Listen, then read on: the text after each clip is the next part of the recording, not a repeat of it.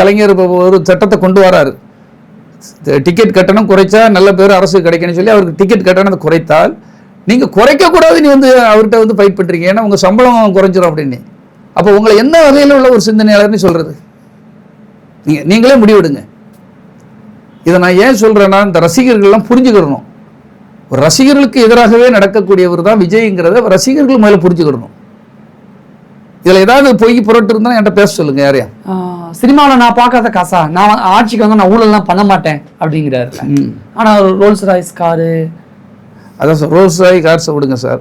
முதல்ல டிக்கெட்டு கட்டணத்தை எதுக்கு ஒரு 100 ரூபா 200 ரூபா கட்டணும்? பாவங்கள் முதல் படம் பார்க்க வரவங்களும் யார்? அம்பானி வீட்டு பிள்ளைகளும், அதானி வீட்டு பிள்ளைகளும், கலாநிதி மாறன் வீட்டு பிள்ளைகள், பணக்காரங்களாக வருவாங்க, உடையார் வீட்டு பிள்ளைகளுமா வருவாங்க. ஒரு சாதாரண தினக்கூலிகள், ஒரு ஒர்க் ஷாப்பில் வேலை பார்க்குறவன், ஒரு மெக்கானிக்கல், ஒரு சாதாரண ஆட்கள் விஜய் ரசிகர்களாக இருந்து வருவாங்க சார். அவங்ககிட்ட 2000 ரூபா வாங்குறவன், 3000 ரூபா பண்ணுறவன், அது பண்ணக்கூடாதுன்னு நீங்கள் சொல்ல மாட்டேங்கிறீங்க. கண்டிக்கவே இல்லை. கண்டிக்கணும் இல்லை, பண்ணவே கூடாதுன்னு சொல்லுங்கள். என் சம்பளத்திலேருந்து கூட எடுத்துக்கிடுங்க. நான் 200 கோடி வாங்குறோம் இல்லையா, உச்சத்தில் இந்தியாவிலே நான் தானே அதிக சம்பளம் வாங்குறேன்னு சொல்கிறீங்களா? என் சம்பளத்திலேருந்து 10 கோடி போனாலும் பரவாயில்லை, என் ரசிகர்களிடம் டிக்கெட் விலையை உயர்த்தக்கூடாதுன்னு இன்றைக்கி சொல்லுங்கள். என்ன அரசு நிர்ணயித்த டிக்கெட்டோ அதுக்கு தான் டிக்கெட் கொடுக்கப்பட வேண்டும், அதுதான் விற்கப்பட வேண்டும், அதுக்கு தான் உள்ளே வர வேண்டும் துணிச்சல சொல்லுங்க பார்ப்போம்.